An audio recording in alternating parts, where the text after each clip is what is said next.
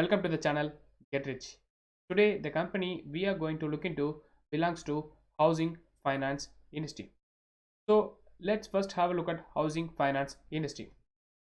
Housing is the fourth largest contributor to Indian GDP, and the sector has the potential to become the engine of domestic growth for the Indian economy in the coming years. The development of housing sector can have direct impact on employment generation, GDP growth, and consumption pattern in the economy. The current estimated market size of the real estate industry is 12 lakh crore for financial year 2020. By 2030, the Indian real estate industry is expected to touch 65 lakh crore, becoming the third largest globally. The residential segment in India contributes 80% of the entire real estate sector. The home loan to GDP ratio in India is expected to grow significantly over the next few years as India has a low mortgage to GDP ratio at 9% compared even to other developing countries. Hence, the low penetration points to a very large opportunity for growth. NBFCs and HFCs have taken advantage of this potential and have been the biggest drivers of housing finance growth. So, if you have a look at the key growth drivers, one of them can be urbanization and the traction in tier 2 and tier 3 cities and surging demand from rural sector. And the third one can be affordable housing, and then the fourth one increasing trend of co-living. So if you have a look at the housing sales of top 7 cities in India stood at 2.61 lakh units in 2019, recording a yearly rise of 5%. Top 7 cities presently account for around 70% of the overall residential market. Rising demand for ready properties or those nearing completion also helped the unsold stock across the cities to decline by over 4% in a year. If you look at the new launches, the new launch supply across the top 7 cities of India increased by 21% in 2019 as against 33% year over year growth in the preceding year. Mumbai metropolitan region accounted for nearly 33% of the total launches across top 7 cities in 2019, followed by Pune and Bengaluru, which accounted for 19 and 17% respectively. Of the estimated 2.37 lakh unit launches in 2019 in the top 7 cities, nearly 40% or approximately 92,000 units have come in the affordable housing segment. So let's have a look at the affordability index. So what is affordability ratio? The affordability ratio is the ratio of home loan payment to income. So if you look at the affordability ratio, it was at almost 36 at financial 2001 and it increased to 56 in financial 2007 and it now reduced to 26 in financial year 2021. So now the housing finance sector is much more affordable than any of the years before. So that's a good thing for housing finance industry. Also, if you have a look at the affordability segment, so for example in 2015 less than 40 lakhs unit is 37%. Currently in 2019 less than 40 lakhs unit is 40% and between 40 lakhs to 80 lakhs unit is 33%. So almost 73% of the segment is less than 80 lakh. So if you look at the home buyers, so the home buyers have become extremely price conscious during the past few years. As a result, developers are concisely reducing the average property sizes across cities to fit their properties in the expected budget range. The demand for smaller units at prime locations is driven by increasing trend of nuclear families and working professional couples as they prefer to cut down on maintenance hassles and underlying cost. Developers are shrinking unit sizes which eventually help to reduce the overall ticket prices for homes and thus fit into the affordability bracket of home buyers. So then let's have a look at LIC Housing Finance. That's a company we are going to analyze today. So LIC Housing Finance Limited is a housing finance company registered with National Housing Bank and is mainly engaged in financing purchase or construction of residential flats, house to individuals and project finance to developers or loan against property, lease, rental, discounting, etc. So LIC Housing Finance Limited is one of the largest housing finance companies in India with a rich legacy and a promising future.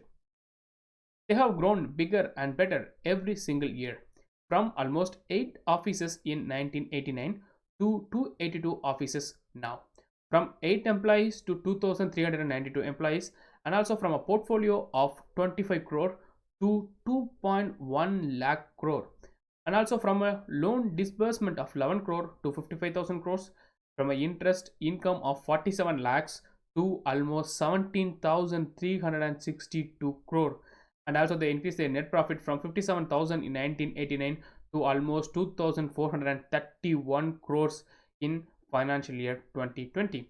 So also their customer base in individual home loan segment crossed over 27 lakh customers. Disbursement was spread across different regions of India with good growth emanating from central and eastern parts of the country.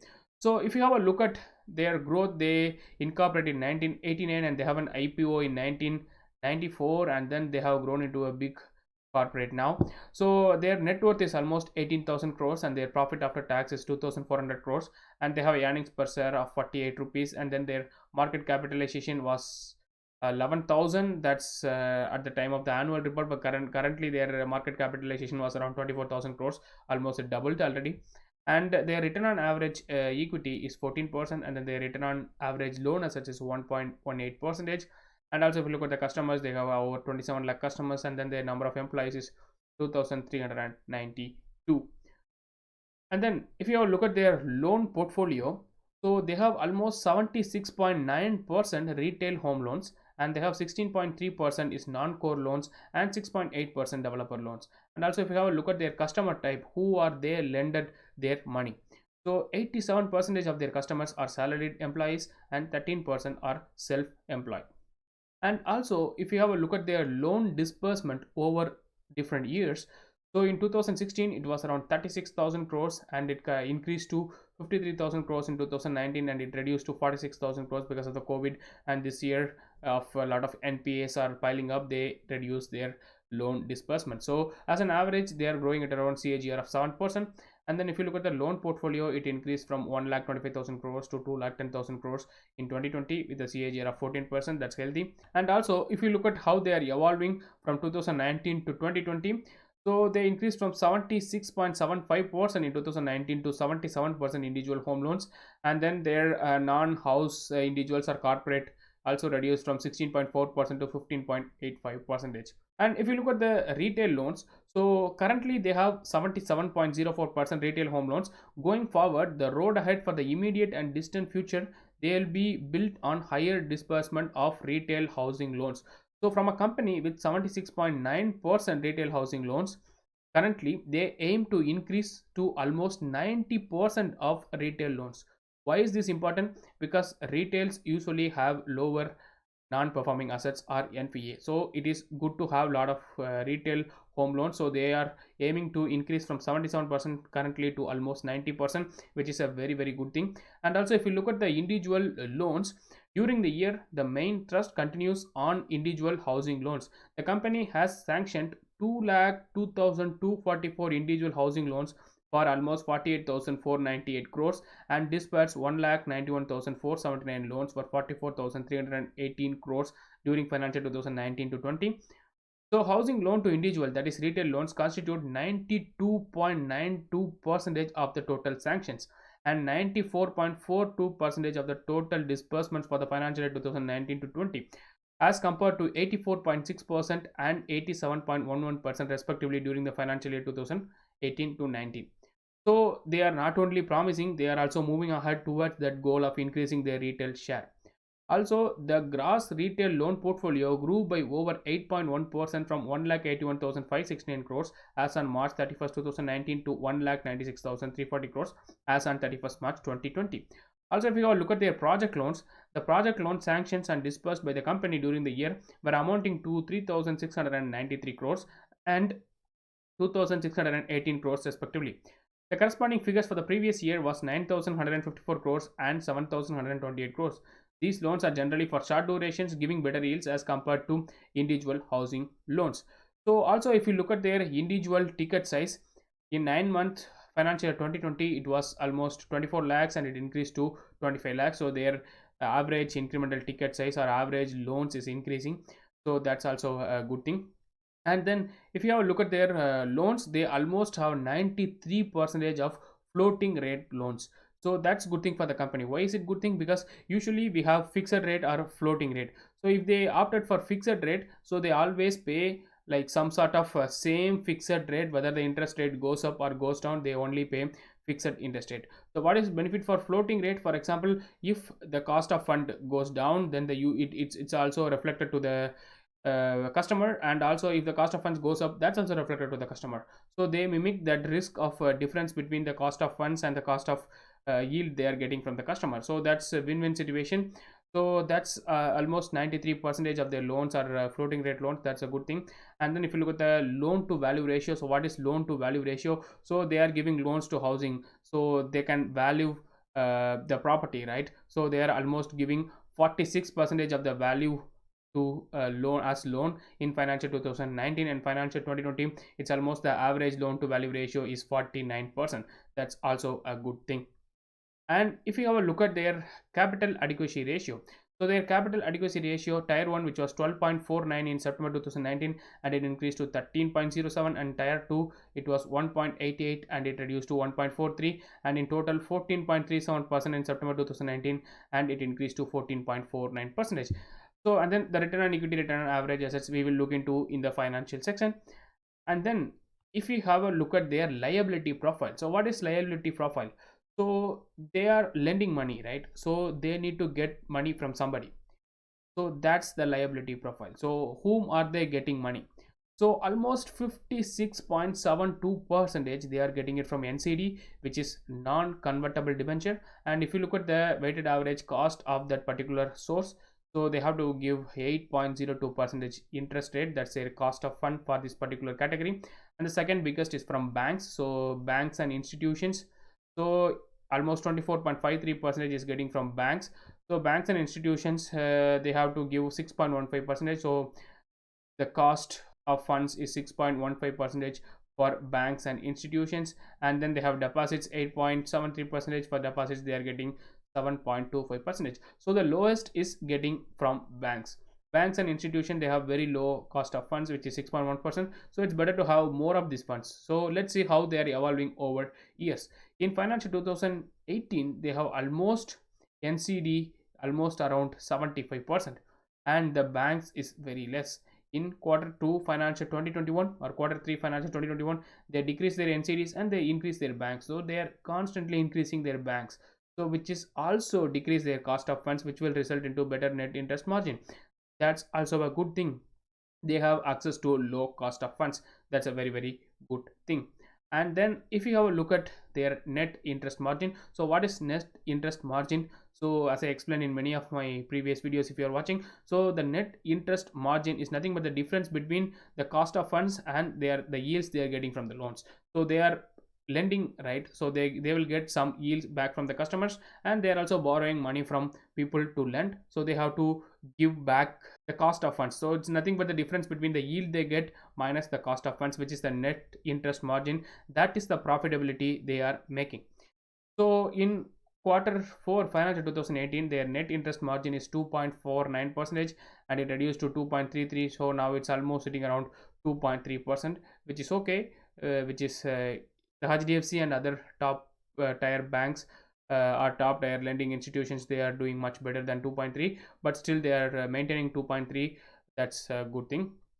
And also if you look at the difference between in 9-month financial 2020, they have 10.25 as yield and 8.23 percentage as cost of funds, and the difference is 2.03%. 9-month financial 2021 is 9.51 percentage, which is the yield, and 7.25% is the cost of funds, and they have 2.26% as net interest margin. Let's have a look at their NPAs. That's important, right? So they have loans. If they have NPAs, that's very bad. So let's look at their gross and net NPAs. So their gross NPA was 0.45% in 2016, 0.43% in 2017. It increased to 0.78% in 2018, and 1.54% in 2019, and it increased to 2.86% in 2020. And also their net NPA increased to 1.9% in 2020. That's concerning. Their NPAs is increasing. That's something to be cautious on. So they have a very good profitability, they have very good financial ratios, it's all good, but then their NPAs are increasing. That's a bad sign. So they have to reduce their NPAs or maintain it at this level, because it's increasing. That's a bad sign. So that's because of mainly the COVID related moratorium and the COVID related periods. There are a lot of bad loans happened, so they have to reduce their NPAs. So that's a bit concerning to me. And also, if you look at the total provisions, it increased from 820 crores in 2016 to almost 2600 crores in 2020.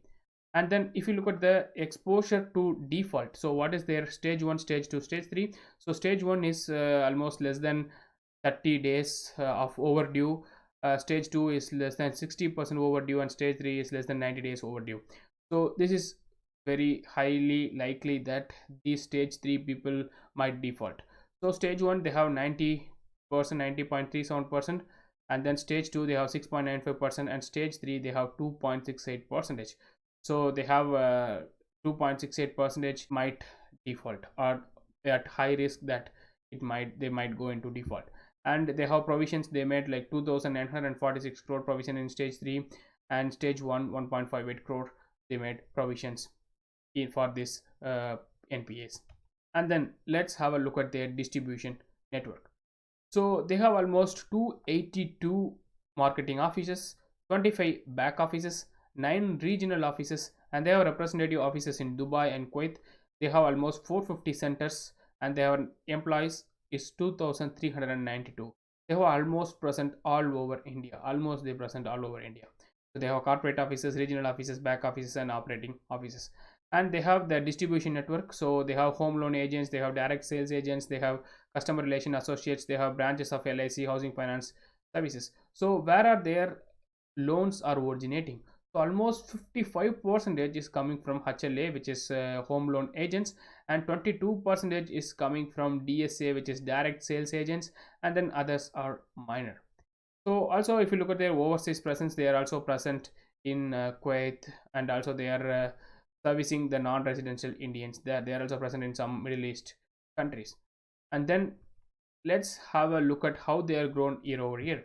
In 2003 they had 105 marketing offices, and they have 6 regional offices. They have 870 employees. Their loan portfolio of 7772 crores, and they increased to, in 2020 they almost increased to 282 offices, 2392 employees, and 2,10,578 crores. They are growing pretty fast.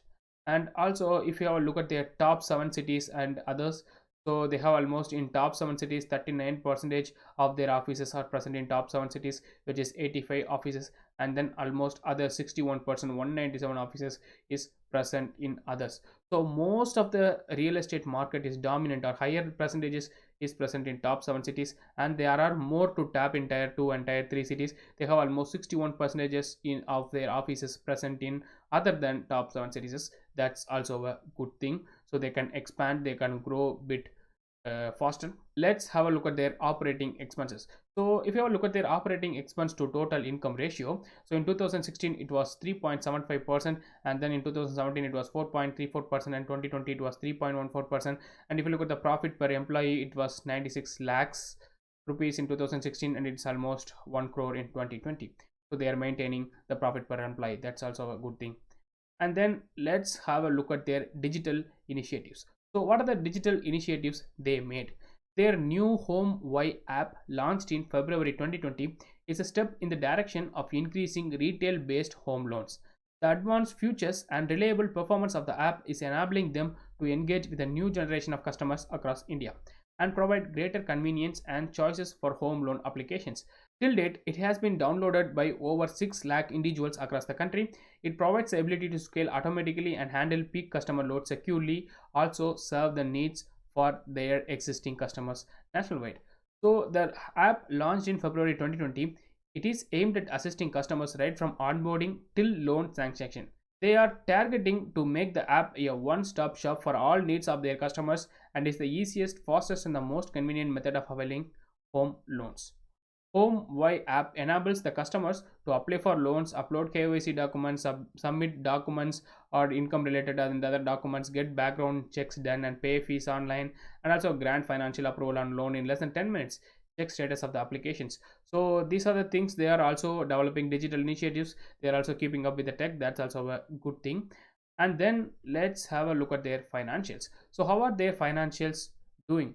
So their income is increasing at the CAGR of 12% from 12,000 crores almost to 19,000 crores in 2020, and their profit after tax is growing at a CAGR of 15% from 1,660 crores to almost 2,400 crores. That's a pretty good CAGR at 15% PAT, which is a good thing. And if you have a look at their income statement from March 2009, they had a sales of around 2,800 crores. Currently, they are sitting around 19,700 crores, and their net profit increased from 537 crores to almost 2,400 crores. And their sales growth 10 year CAGR 19%, profit growth 10 year CAGR 13%. And then let's have a look at their earning per share. So their earning per share is also increasing. And then if you have a look at their dividend per share, they are also increasing their dividend year over year. So currently they have a nice dividend yield of around 1.8%, I think. So that's also a good thing. You can get dividends, consistent dividends over the past 20-25 years. I think they are doing consistently, they are paying out dividends. That's also a pretty good thing. If you all look at their balance sheet, so they have total assets of almost 29,000 crores in March 2009, and it increased to 2,18,000 crores in September 2020, and the return on equity average is almost 17%. And if you look at their average return on equity, it decreased from 20% in 2016 to almost 14% in 2020. And return on average loan assets, it was 1.44% in 2016, and it reduced to 1.18% in 2020. And if you have a look at their net worth, it's almost increased from 9,000 crores in financial 2016 to almost 18,000 crores in financial year 2020. Let's have a look at their shareholding pattern. So the promoter holds around 40.3%. Their promoter is LIC, LIC corporation. So it's a government of India owned entity. They almost own 40%. The government of India, they own indirectly, they own almost 40.3% of the company. So that gives a kind of good thing, which is safety of the company. Or but then on the other hand, it's kind of PSU, so it will be valued at a quite lesser valuation compared to other private companies. So, and also if you look at the other mutual fund holding, so it was around 7.1% in December 2018, and it reduced to 5.1% in June 2019, and again it increased to 9.1% in December, and it reduced to 4.7% in June, and now it's increasing to almost 9.6% in December 2020. And if you look at the holding of FII, it's almost 28.8% in December 2018, and currently it's around 29.3%. So it's almost it increased and then decreased. And then if you have a look at the mutual fund holding, what the mutual funds are doing with this stock. So they have been selling from April 2020 to almost November 2020, except August 2020. But in December 2020 and January 2021, mutual funds are buying up. They are buying huge in the December 2020 and Jan 2021. Mutual funds are buying. That's a positive sign. And if you look at the top funds, ICICI Prudential Value Discovery Fund, they held around 1.25% of their AUM. Their AUM is 17,000 crores. They hold almost 1.25% of their AUM in the stock, and they did not sell or they did not buy. And if you look at the ICICI Prudential Banking and Financial Service, they increased by 1.85%. Canara Robeco Emerging Equities, so they increased by 75% of their holding. And some of the funds, they just sold a little bit. And some funds increased. L&T India Value, they literally bought in this particular January 2021. And ICICI Prudential Large and Mid Cap, they increased their shareholding by 15.83%. And Canara Robeco Equity Hybrid, they also increased by 15.5%. That's a good thing. Mutual funds are buying, but some of the funds are also exiting. And then let's have a look at the peer comparison. So the first one is LIC Housing Finance. That's what we are looking into. So they have a loan book of almost 2 lakh 13,000 crores in quarter 2 financial 2021. HDFC, they have almost 4 lakh 75,000 crores.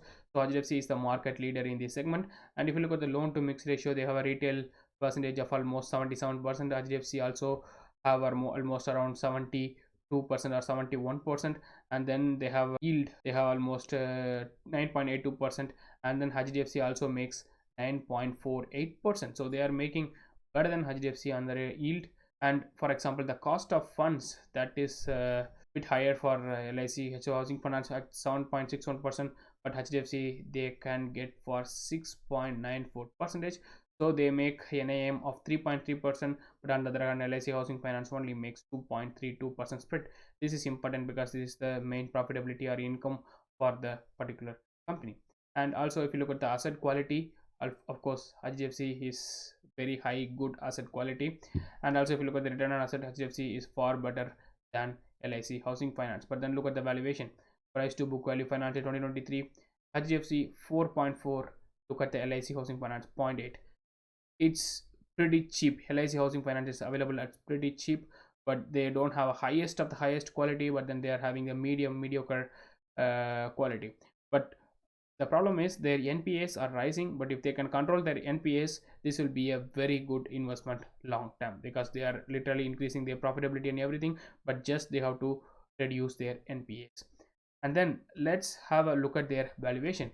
If you look at the price, it ran from almost 100 rupees to 800 rupees in, I think, peaked at around January 2018, and then it came back to almost 200 rupees, and currently it sits around 490 rupees. So let's look at their valuation.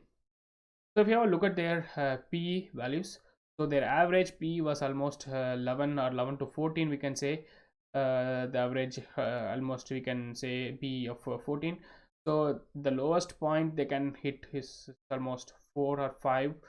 So they hit almost yeah, like here 4 or 5, and then currently they are sitting around yeah, 6.5 or 7, I think, and they hit a peak of almost 17, I think. And if you look at the price to book, so it was, the average was almost 1.8, and they hit a low of almost 0.8, I think, and the highest is 2.7. So currently they are sitting at around the lowest band. That's good thing, they are at the historically lower valuation. So let's have a look at their revenue projection and net profit projection.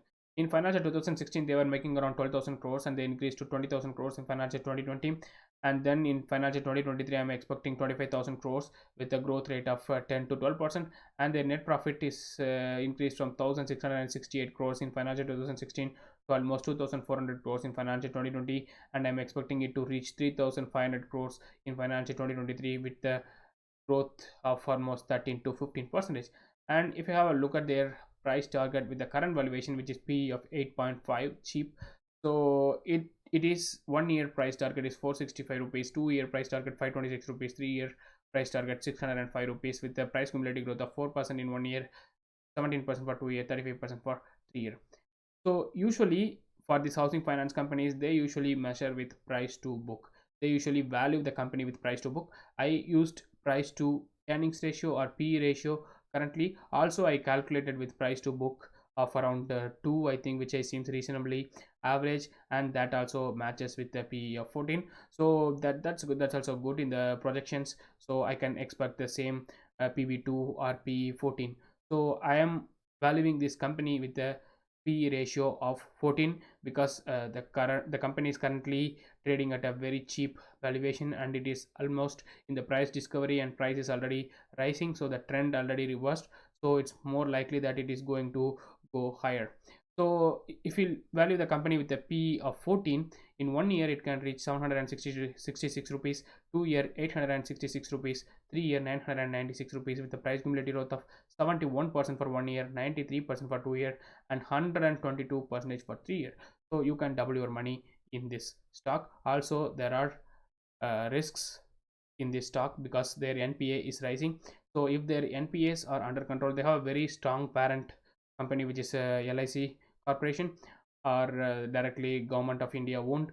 So the only bad thing is their NPA is increasing, but all other ratios is, if not the highest quality, like HDFC the market leader, but then they are also in the medium quality, so they are literally trading at around very less valuations right now. So I feel it will increase to P of 14.